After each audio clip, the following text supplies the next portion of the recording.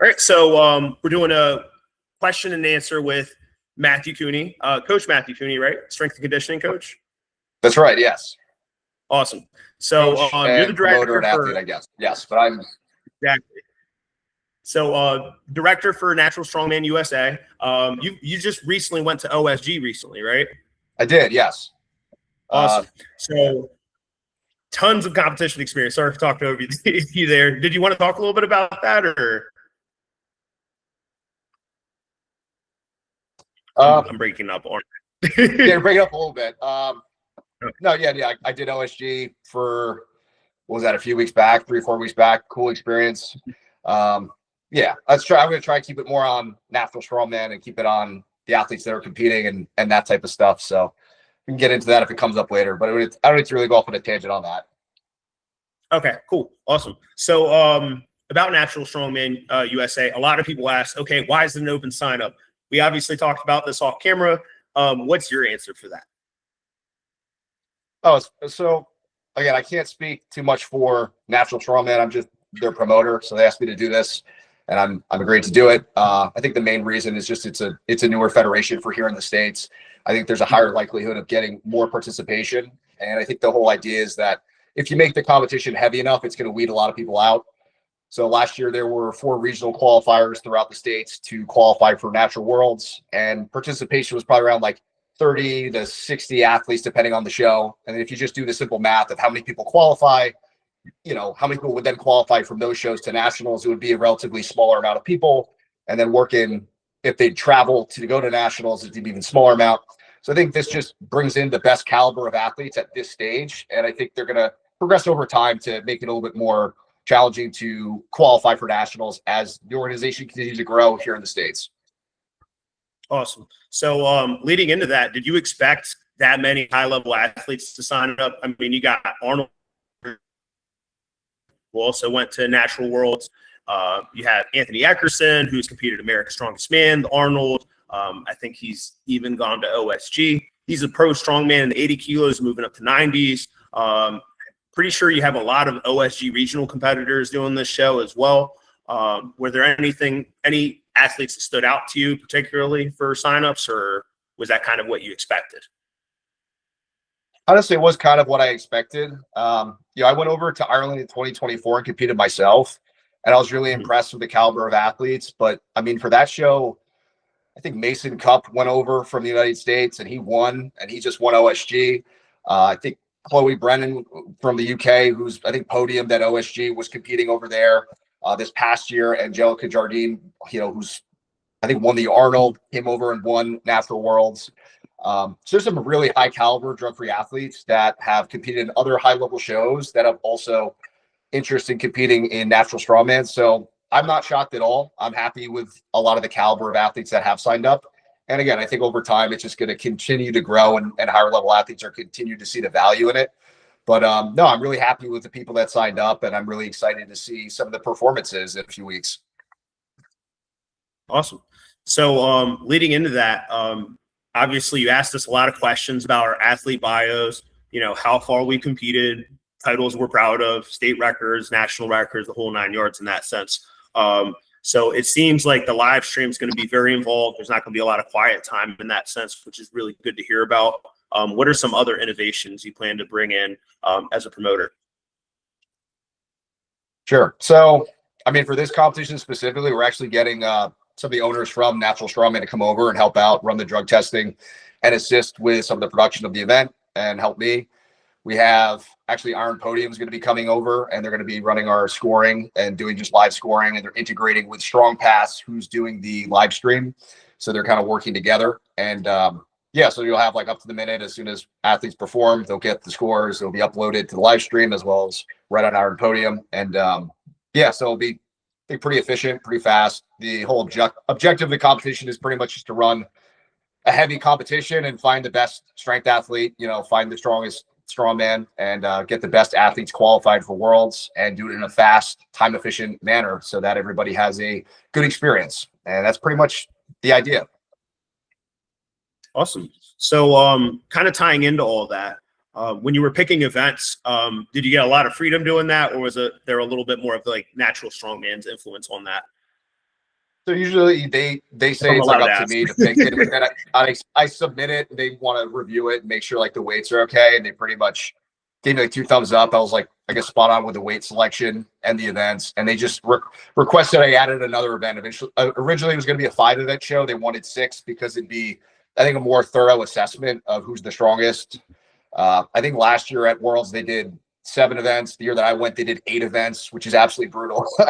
If you've ever done like a 7 or 8 event show, pretty tough. But 6 events, again, yeah, 6 events is a pretty tough competition. So, that's pretty much the one requirement they had for me.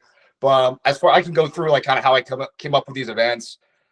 One thing is, I think some of the events can be kind of standard. Like I wanted overhead press would be first. The second event would be a deadlift.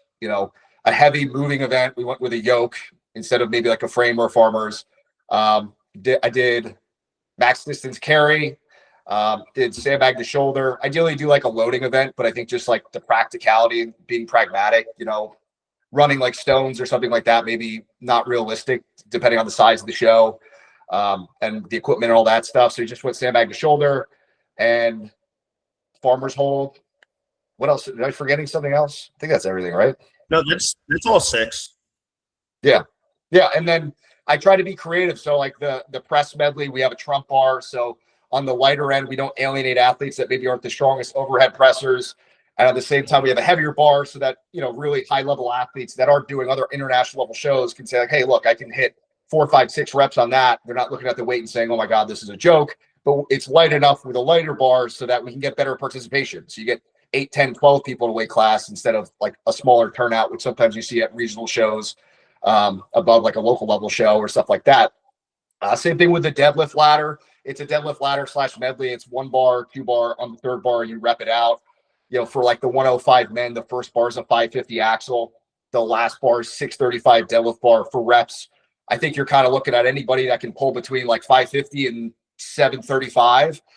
You're catering to people in that range, which I think is probably where most of the athletes that should be competing in the show are. And you can just kind of mimic that for all the other weight classes and the weights that I selected. The let's see, the yoke I made a little bit on the lighter side, in my opinion, just because I think I agree. for running a faster paced show and the venue that we're working with,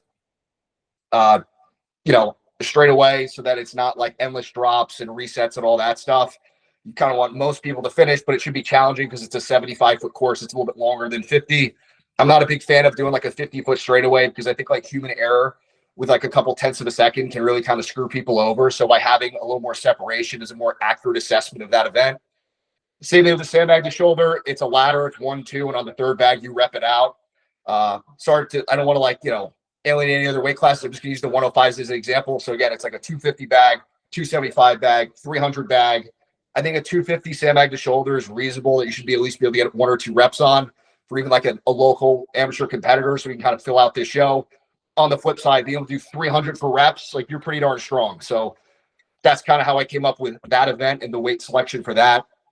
As far as the max distance event, I think a moderate weight, but I mean, to be, the 5th event in like a 6th event show, it's going to be pretty taxing to do. Farmer's hold, I made, I think, a little bit on the heavier side. I kind of cross-referenced with like Strongman Corp, USS Nats, other regional level shows. Like I think I made a lot of the weights a little bit heavier than, say, the only thing comparable I could come up with was like USS Nats in New Hampshire for 2022. They had a farmer's hold for time. So I made it maybe like a little bit heavier than that. So people aren't going north of a minute and taking forever. God forbid it's a 20 or 30-second hold. I think it's a better true test of your strength rather than kind of endurance. And then I'm trying to think what else we have. Fred, might forget another event. The yoke. We covered it all, man. So that's all of them, right? The axle clean and press for a minute is trump weight. The second one's the axle into a power bar, into a deadlift bar for the deadlift medley. Rep away on the 3rd bar. Are you doing up and down commands on the 3rd bar as well? Awesome. So yeah, that's going to be tough with all the dead stops, especially if they didn't train it that way. Yeah, no touch and go reps. Touch and go reps don't count. Get out of here. No, dead stop, dude. No Baker bounces I definitely either, said that on the entry form. Yeah, I was reading it and I was like the sandbag, I originally thought it was just a speed ladder. I was like, oh, that's good for me. And then I was like, oh, I have to rep the last bag. Okay. when I was looking at the weights, I was like, oh, these are pretty good weights. Like I feel like pretty good training into this one. And I also felt like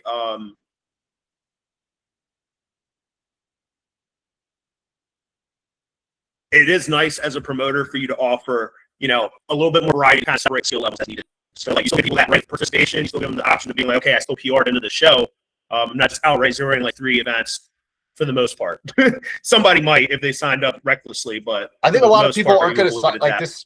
I mean, I've done this in the past, but I don't think a lot of people want to like sign up for a show where they're going to zero 3 events.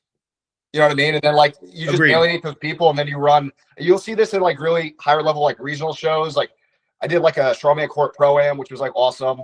Done like PSL regionals. Done like OSU regionals. Sometimes like if it's so heavy, you actually alienate a ton of people, and then you have like 4 or 5 dudes that are amazing. Or you make it too light, and then you alienate the people that are actually really strong that would be competitive in the show you're competing for.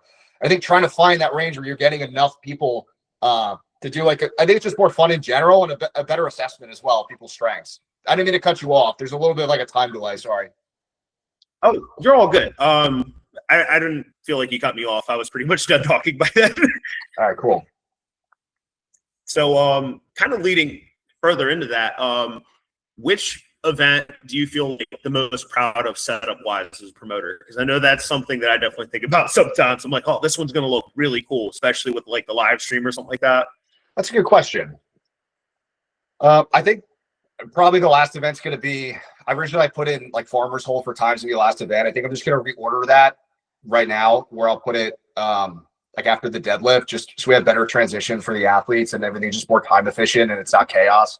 And it's likely going to be the max distance sandbag carry is going to be the last event. We'll do head to head. So I think that will be pretty exciting. So if you're very close, you're neck and neck with someone, you're going to go side by side right next to them and you're going to have a pretty good idea of, you know, who's going to win that overall title or, you know, who's going to qualify for worlds down to the last event, which would be really exciting. And that's what we want. We want the athletes to be excited, the people that are watching to be excited. And yeah, I think that would be probably the best thing. And everything's to build up to that last event. So it's all going to come down to that. Yeah, and another thing too is your gym recently sized up for this competition, right? Like you have a new location for the pit.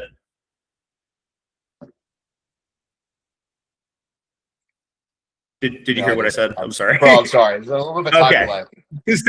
Say it again. It's all good. So what I was saying is like I heard I seen obviously that the pit has a new location. Yeah.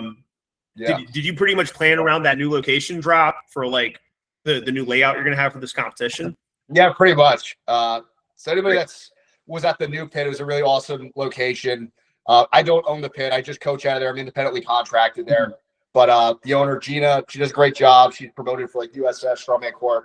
We've had a ton of shows at the last place. I did the East Coast Qualifier 1 and 2 there. And then she moved over to a gym that's essentially half a mile down the road. It's just a lot bigger. There's a lot more space. There's some more amenities and stuff because there's a lot of personal training and stuff that goes on there as well. But yeah, it was all pretty much based off of this new facility, a new layout. But like when I was like pitching all this stuff, everything was under construction. And the timeline was all kind of like up in the air. So it's all come together pretty nicely. There's a decent amount of space. I think like with the amount of athletes we have and spectators, it's going to be like a packed house. So I think the energy is going to be awesome. I'm really excited, but it should be pretty packed. But yeah, it's pretty much based off of we have a 15 by 75 foot turf area and just a ton of free space like that. So I'm going to have 3 platforms with backdrops for the first 4 events. And then the last 2 events are going to just move laterally on the turf side by side.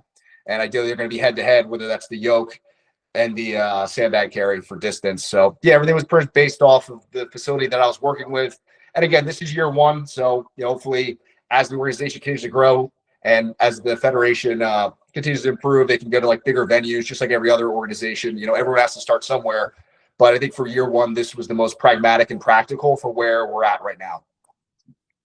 That's awesome, man. Well, I'm really excited for you. And thank you for making the sport grow so much for National Strongman, because this is like the first year of it really happening. So sure. Super excited to sign up for that. Do you see like, now obviously I know you don't speak for National Strongman, but I figured it may be interesting to maybe even pitch this if possible. What do you think about like continental titles, like a North America's Strongest or like a South America's Strongest or an America's like like the entire continent of America's strongest? North America, dude, I wouldn't be shocked if they're going that way. I think they're kind of have like regional Europes and stuff like that. Here's like the other thing with like, so you see as an American athlete, you're kind of seeing like natural strongman growing here in the States, but at the end of the day, like they're in a ton of different countries. They're, in Europe and all over the place. So this USA Strongest is essentially just a direct qualifier to Worlds, maybe like a very direct pathway. If you want to go to Worlds, you go to your national level competition and then you qualify over, and they have the same type of thing in all these other countries. I think it'd be cool to do like a North Americas or to do a Europe's. I don't know what's on their agenda and where they're at with any of that stuff. I think it'd be cool to do. But yeah, I think it'd be interesting to see how that progresses. Right. So when actually let me refer to a question real quick. So we got live scoring. We got what, 4 lanes running or 2 for this event? So I'll tell you the exact format. So we have 3 lanes for the first 4 events. The way it's going to be, though, it's going to be separate weight classes and separate lanes. It's kind of the way that USS Nationals does their thing, the way that Strongman Corp used to do it before they kind of transitioned to doing the way that like OSG does it. This just is a little bit more, again, practical and pragmatic to be more time efficient. If we wanted to run 4 athletes at the same time, it just would have made it an exponentially longer show at this period, and I would have had to split it into 2 separate shows, which I think a lot of people don't really want to do with the amount of athletes that we have. So we're opting for just doing 1 lane at a time. So for instance, like lane 1's going to be like the women, lane 2 would be like 80s and 90s and those masters, like juniors divisions, and then lane 3 is going to be like 105s and heavyweights. And you're pretty much going to have the same order, and you're going to be in the same lane for the first 4 events. And then we will go to 1 weight class at a time. So we start with like 57 women, and they're going to do the yoke, and then we go to 64s, then we go to lightweight masters, and so on and so forth. So you can stay within your weight class and go head to head. But that's the format that right now, that's the plan. So for like the moving events, the farmers, the sandbag, those are going to be more head to head, right? Yeah. Yeah, exactly. Just because the judging's easier. So that would also make the judging more consistent too, which is good. So you have less issues with that. I also opted to not do time splits on like some of the medleys and stuff. What's that? Well, I was saying like there's a lot of inconsistencies sometimes with judging, even if there's good judging per se, right? Like not to talk trash on Strongman Corp, but like recently with like I think it was America's Strongest Masters, had a few athletes that were in certain lanes, and they had the hard judge, so their times were slower even if they did good. So that's nothing you can avoid. You got to be undeniable on a good rep, and it is what it is. But like I think it's great that you're doing that, because sometimes if say one judge is harder than another, that just takes it all out of the equation, because everybody in the same division is getting the same judge, unless it's really easy to judge lift,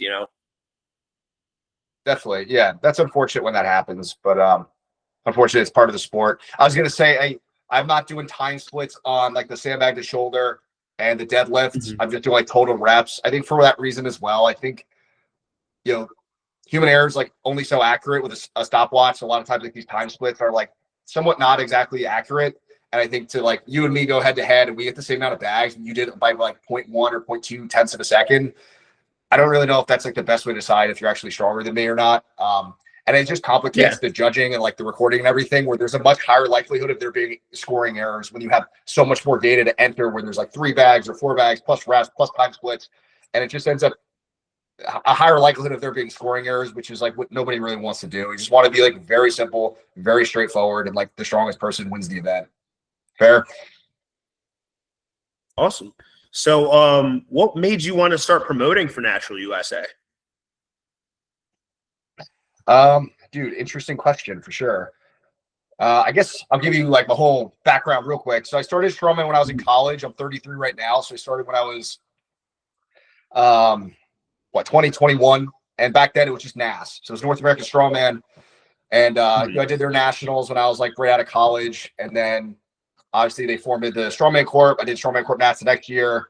USS popped up. They had a 220 division, so I ended up kind of transitioning to USS just because they had a 220 division that really fit me and like my body at the time a little better. And I had like a pretty good 2022, 2023. We're out in some of these higher level competitions. I got to do like Clash of the Coast. I got to do OSG and all that stuff. And I was really grateful to be able to do that. And I came across someone on like YouTube was saying like they just finished competing at Natural Worlds. And I was like, Natural Worlds? I didn't even know there was like a drug tested international level competition. This is pretty cool. So I just kind of started looking into it. And they at the time they were doing a regional qualifier on the West Coast, which was like out in almost like Seattle. It'd be like a 7-hour flight. And I was like, dude, I can't do that. That doesn't work. And I asked them about like, what are they doing on the East Coast? And they said they were looking for someone to promote. And I pretty much, again, reached out and they pretty much gave me the green light that I could run it. And so I ended up promoting for them on the East Coast. And I did the online qualifier and I went over and competed.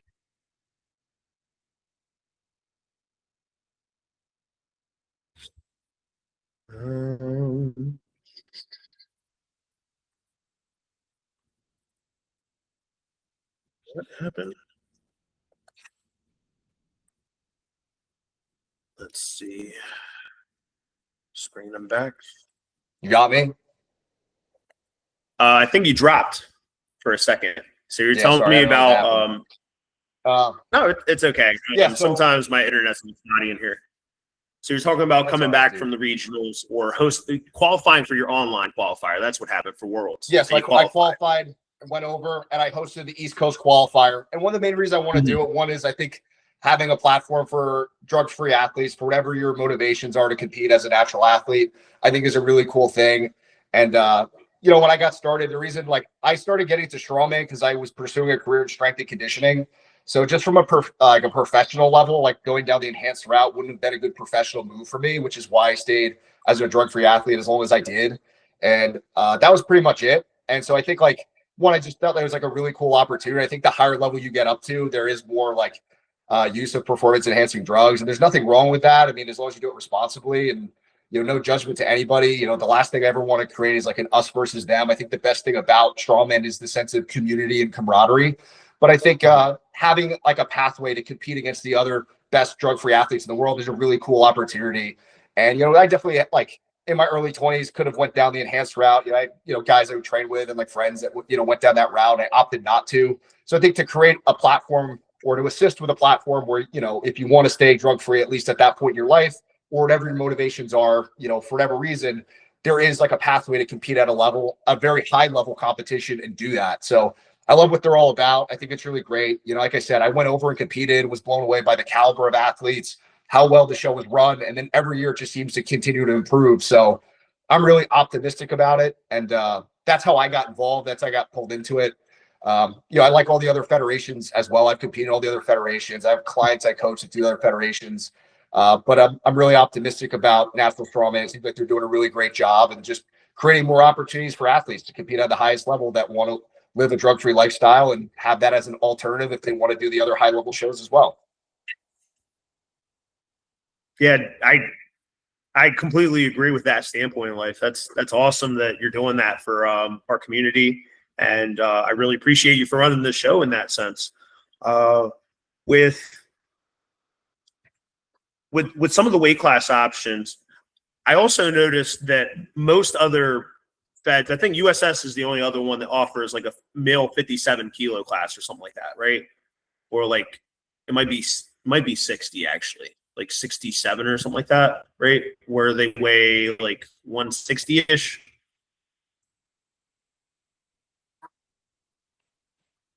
Did it cut through again? A little bit. Yeah, I'm just not following. Are you talking about like one of the weight classes?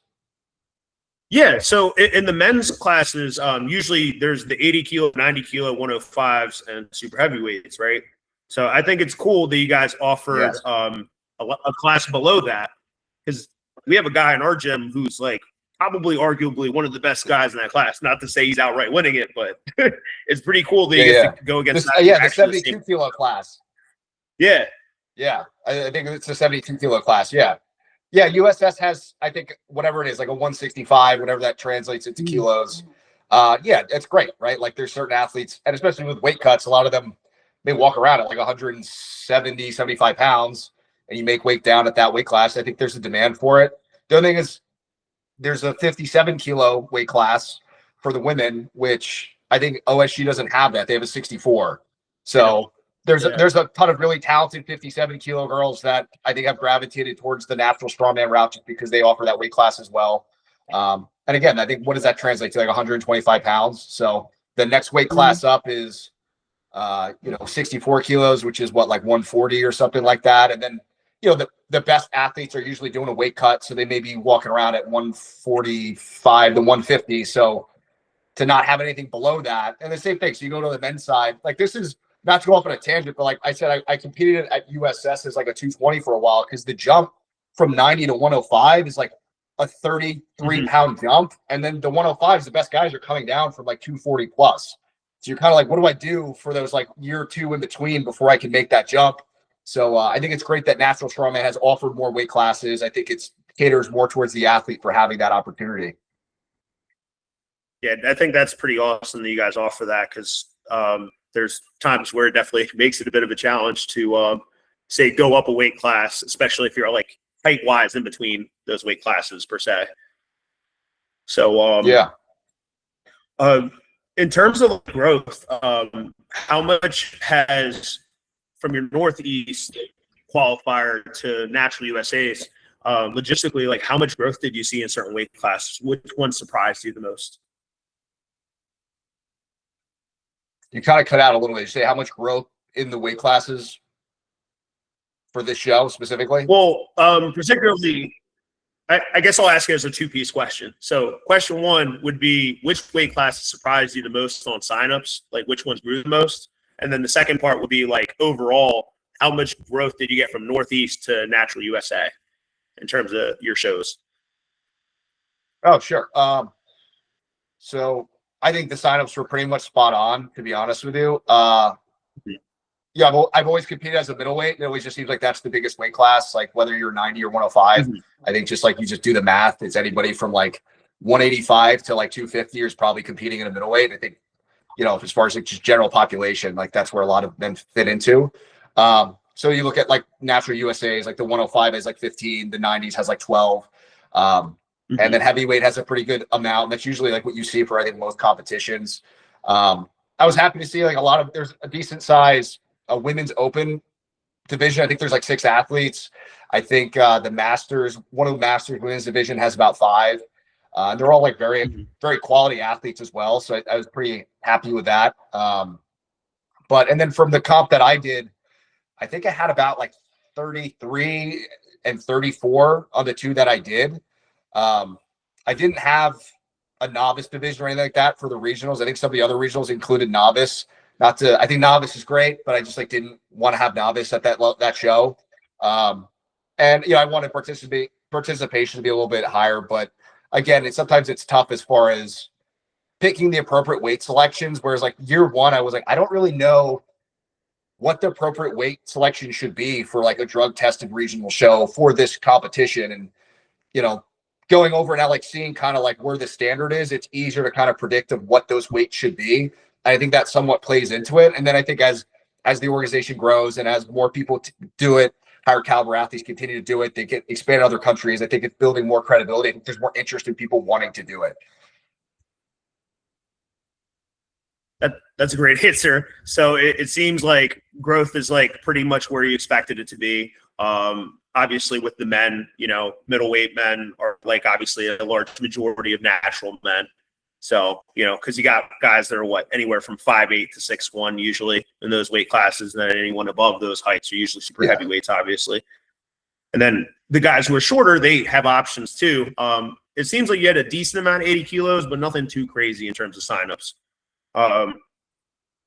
It's pretty nice that no one really changed the weight class. I think someone may have dropped out. That was one thing I what's that? Good.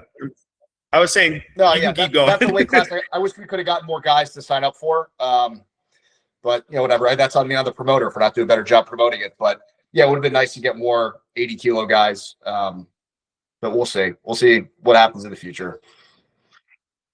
I also think with the showing you're going to get for this year, I think you'll get more next year. Sure. So I could definitely see that being a big deal, especially with the weights you picked. I don't know if you follow, like there's an Instagram page. It's like 80 kilo strongman. They actually reached out to me and DM'd me through like the natural page.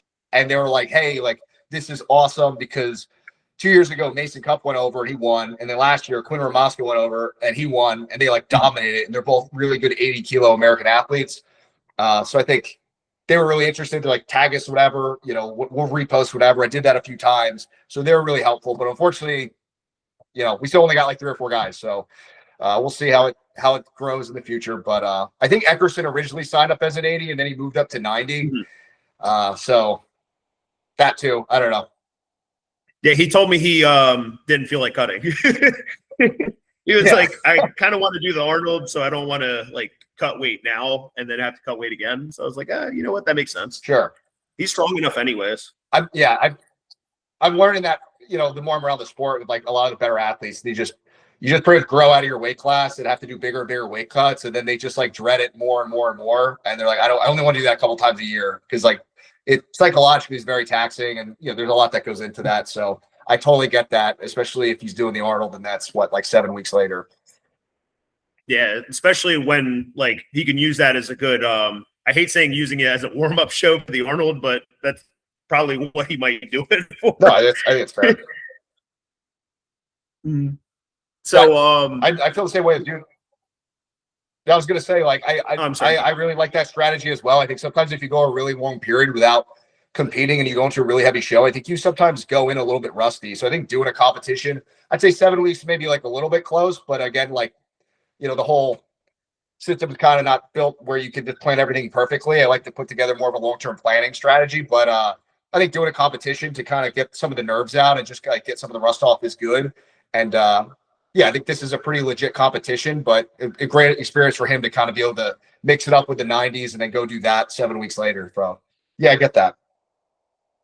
I hear you. I mean, I had to take a year off from competing because obviously I recently had a baby with my wife, and congratulations. This is like my comeback comp. So I'm really looking forward to see what I can do. That's the life PR, dude.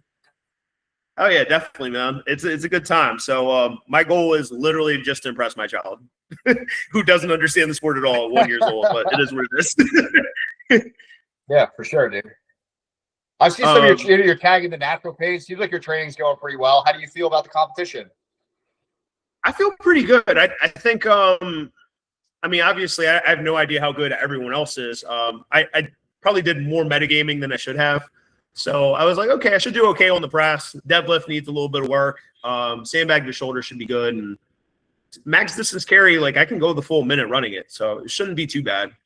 Like, honestly, I kind of wish you made that bag heavier. I like bigger shows when you have a field. Really? Yeah. Just a little bit. Like, I would have preferred like a 275 or a 300 for the 90 kilo guys, just because I don't want to run for the minute. That's mainly why. Yeah, I totally get that.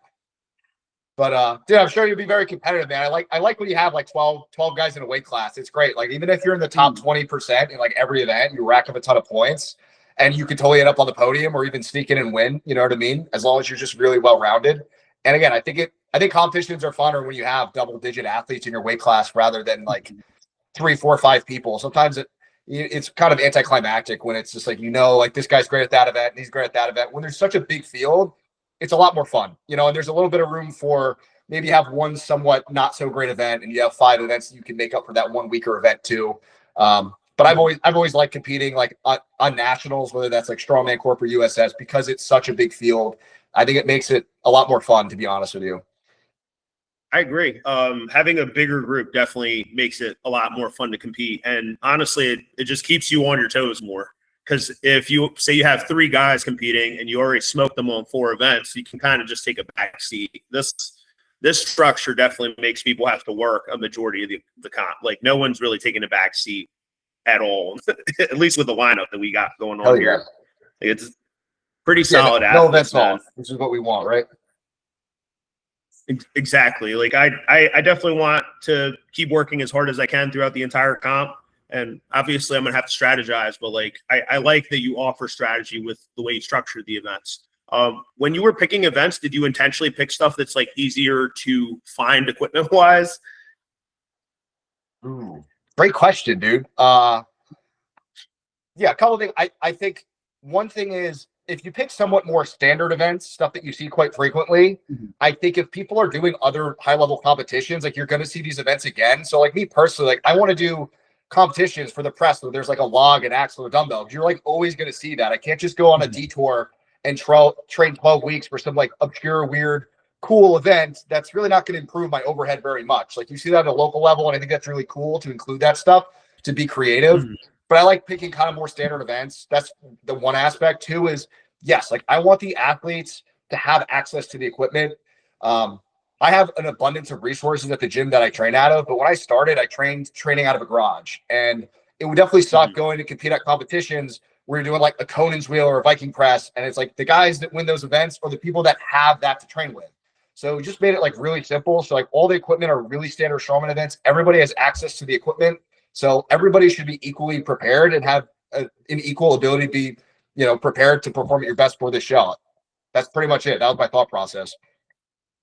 Oh yeah, I mean that's always good. I mean, I've been taking notes on that promoting wise because I used to pick really crazy fun showman events, and then you realize it takes forever to reset everything too. So that's And like the running other multiple part of it. lanes. Yeah. Yeah, like Dude, I got a really interesting point about that learning too. skill. What was Like that? well, I was saying like there becomes a point too as a promoter where it can be either really unaffordable or it turns into like changing the lane structure completely, like putting weird orders of Yeah. events where everyone's starting on a different event or something like that. And I really don't like that. So I'm glad that you structured your competition to basically mimic the exact event details because that can be a rough time. Like you're Yeah. training for a certain order and then you end up The other doing a thing, completely different order, and that can be rough. yeah, no, totally. Dude, the other thing is uh certain events like a car deadlift is really cool or a Viking press is really cool. Mhm. Here's the thing, you need to actually test the weights to make sure they're appropriately tested. It's very hard to do that with like 15 weight classes a lot of times. So if you ever see this, Yeah. sometimes you'll see like a car deadlift event, and I love the car deadlift. I've done it a ton of times, but you'll see maybe like on the heavy range, you have a weight class where like two guys get it and everybody zeros. And then on the Mhm. lighter range, they're doing like 40 repetitions. And my question is like, is that really the best assessment of your deadlift strength? And so I think having the amount of athletes that truly test it to get ideas like, is this the appropriate load that's going to like assess who's the strongest for a weight class? Sometimes it's really cool for local level competitions. And it's really cool if you're doing like a really high level solo weight class where they can really test that well. Mhm. Like PSL does their thing and stuff, and ASM does their thing where it's like one weight class where they can really test it. But if you have 15 weight classes that you need to test that for, a lot of times it may look really cool on Instagram. It's really cool to fans. But like I've been on the other side of it where I'm like, oh, great. Like I lost the deadlift event because that guy did 30 reps and I did 27, but I would destroy that guy in a conventional deadlift. It's just like, that's just like me going off on like a little bit of a rant and a tangent. So I think some of those unconventional events are really cool and great, but it just complicates things to get an accurate assessment and through the best true test of strength. Yeah, I like that take. From a promoting standpoint, I completely get you. Sometimes simpler is just easier to work with in that sense. Yeah. And obviously, if the judging doesn't have to be too complicated either, that helps too. So I do appreciate Fair. you doing that. Yeah, I think that's a good take because you do want the strongest guy at the end of the day to win. And picking events where you pick challenging weights or at least comparable weights where it's like, hey, like whoever gets the most reps on this given weight is probably the strongest guy on this particular event. So you definitely hit the nail on the head with that. Yeah. And you said the yoke was basically the break event, right? Like you said you shied later, so it could be a speed event, right? I wanted people to, okay, from a promoter perspective, I want most people to finish the yoke so that the team doesn't have to pick up and move a yoke and reset it for 30 something people. It's going to take forever. It's going to destroy my volunteers. And the reality is it's a long enough runway where you'll still get some separation on time where it's not a 50-foot straightaway. So I made it more of a moderate load. I don't want to say it's a break because you're still, for the heavyweights, you're still running with 800 pounds on your back.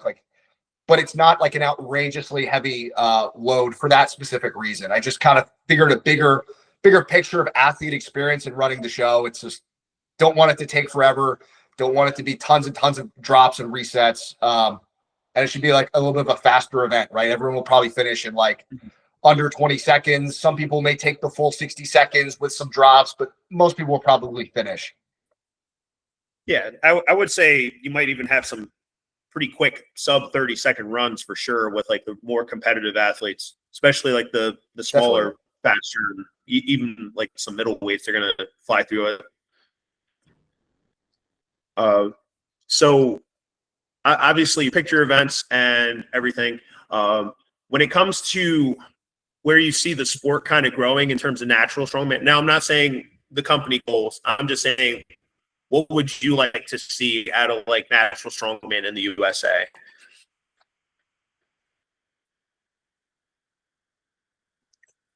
That's a really good question. I don't know. I'm hoping that this show goes well, and I hope some really high quality athletes qualify and go to Scotland and represent America, have a great experience, and come back and continues to just see that event grow and just continue to build more credibility so people eyes are open that in order to be a really high level athlete, you can do it the drug-free route, and there's very high level shows out there and available to athletes, and hopefully just more opportunity grows for drug-free athletes. And then as far as that, like I don't know what the organization's kind of long-term plans are for here in America. I think again, like the main objective right now is just getting high caliber athletes to go do their worlds so that they get great representation. Here's one thing that you'll see like with OSG, like I think OSG is great. Shout out to Lynn, all them. Like it's heavily biased towards American participation because it's in America. I did right, again, not to be like a tool and keep talking about like my own competing, but like I actually did Ultimate's like World's Strongest Nation back in like 2018, and I qualified through USS Mass by placing really well. It was like a really cool experience. So that's Ultimate. That's like, and they have their own worlds and stuff, but it's also heavily biased towards Europe because the athletes essentially have to travel themselves, oftentimes pay for themselves to do that, take time off from work. So there's all these different like caveats that influence, I think, participation at these really high level events.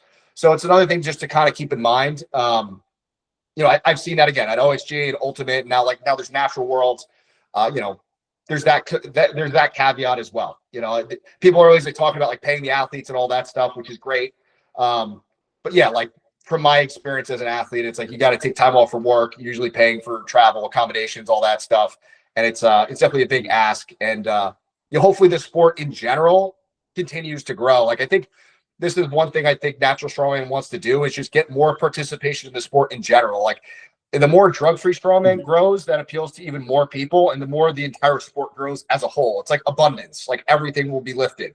More people will pay for live streams for even like the pro opens, you know what I mean? To watch the Shaw, to watch World's Strongest Man, to watch the Arnold. The more people that want to, like go and join a strongman gym, go hire a strongman coach. And just like the more the sport overall grows, the more money that goes into the sport and the more opportunities grows for pretty much everybody. So yeah, I don't know. It's kind of like a long-winded rant right there, but hopefully it just continues to grow, man. I don't know. I went over, it was sick, dude. I hope people that qualify go over and compete and just represent America well.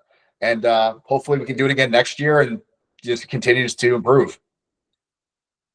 Yeah, I don't see why it wouldn't. I think the other cool part about promoting natural strongman and making it bigger, obviously we're not trying to look for the USAPL effect where it creates this pretentious attitude of natural athletes. But yes, no offense I don't want to that USAPL athletes, but that's just the stereotype, right? Where it's like exactly self-righteous.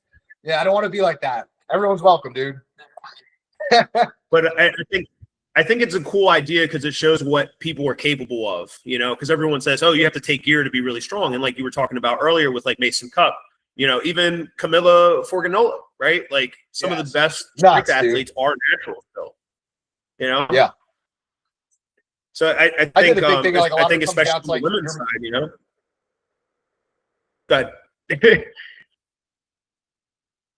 go ahead, dude. I didn't mean to cut you off. Oh, you're all good. The delay is kind of killing me right now. Sorry about that. Yeah, a little bit. It's okay, dude. Doesn't have to be perfect. No, it's all good. So I was kind of saying, like, even from like natural women in the sport, like I think that's going to be a really big deal later on too, because especially if you end up getting a pro class, like that actually pays money, I think I think that will shift the sport in the right direction, because knowing what and kind of giving that athlete attention in the sense definitely helps. What do you think federations can do to kind of balance out the whole USA versus Europe idea? Because I've seen that problem kind of come up quite a bit, where it's like, as you mentioned, OSG tends to favor American athletes. And then, obviously the Giants Live system tends to favor European athletes. And then, World's Ultimate Strongman, WUS, same concept, more European. SCL might favor a little bit more on, I guess, technically Africa now. Their African athletes are pretty awesome. But we have a lot of American shit too now. So it's one of those things where, like, I guess it just depends on where the promoter wants to travel to and where they can run it the cheapest. But yeah, it's a tough question. Definitely, probably a little outside of my scope to have real answers for. Dude, here's one thing that I would say. I know, like, people are like complaining about. I don't want to like make this a big thing about like OSG and like some of the athletes not getting paid. And that really sucks. Like, obviously, like that's unfortunate that happened. But I got to be honest, like, I started doing this when I was like a long time ago, and like my mind is blown by how much opportunity there is in the sport of strongman. The fact that there's like multiple federations. There's now like a really legit drug tested federation. There's like world level events where you're getting tons of representation. Like, dude, the sport has grown so much the last 10, 12 years. I think it's only a matter of time that in the next 10 or 12 years, it could continue to compound and improve over time. I can't forecast any of what that's going to look like and give any recommendations. I'm just like some guy that really likes to lift and help people lift. And now I'm doing the promoting thing. But I don't know. I think I just think it's good to have gratitude for how much the sport has grown in and of itself and how much opportunity is out there. I would say on like a grassroots level, I think if you want to see it grow, then just like support it. Like people that want to see natural strongman grow, guys, like sign up and compete, volunteer, see if you can promote, do that stuff. And that's pretty much, that's the way that like opportunities continue to grow and develop. I know like there's other federations where you could say the same thing. Like they bank on participation and people paying and watching the live streams and stuff like that. And, people can't complain about, there's the athletes aren't getting paid, but then like you don't want to invest in the sport yourself, or you don't want to kind of give back. And that was one thing that I wanted to do, like as far as getting involved in this is like, again, this sounds kind of corny, but like kind of leaving the sport in a better place to where you found it, where it's like, I want to create an opportunity to compete, for athletes that are really good, that can, if they don't want to go down the enhanced route right now, or like whatever, they still have a really great opportunity to test themselves. And so that's kind of it. We also picked a good city to run a show in, because I think most of the athletes aren't really flying except for like handful of people, really. So I'm driving 2 hours. A lot of really good athletes on the listing are driving maybe no more than 4. So I think it's pretty cool that you got that much local talent in the area that's like, natural strongman. And I think it's only bound to grow. And then obviously, hopefully get some more cool venue options too. Yeah, I think strongman is pretty good on the East Coast, going up to like that New England area, all the way down like New Jersey, PA. Like there's a lot of really awesome promoters that have been in the area for a long time. So I think this is a really good spot. And then we are like pretty much, I think, just under 40 minutes from Newark Airport. So people do have to fly in. There's no like connecting flights or anything like that. It's like a very direct pathway. And I think we do have a decent amount of people that are flying in. I mean, I did all those like athlete posters where we're promoting people, and I ended up like stalking people's social media. And there's people from all over that are coming in. So that's pretty cool too, that people are that motivated to come and compete. And you see that all the time too, where some of the other federations, depending where nationals is located, that dictates what the participation is and the turnout because of how big strongman is in that specific area, or what the travel's like to get there. So I think, I think being in Jersey this year makes sense. And who knows where it will be in the future, Awesome. Well, I think that's a good set of questions. Do you have any questions for me in particular, or anything along those lines? I don't know. Anything you want to talk about? Well, we already talked about strongman. That's pretty much all I got going on right now. Okay. But you asked me how I was going to do with how I think I might do in this show, but I think I'll do pretty good. But we'll see what happens. Obviously, my kid's a motivating factor for me. You have a kid too, right?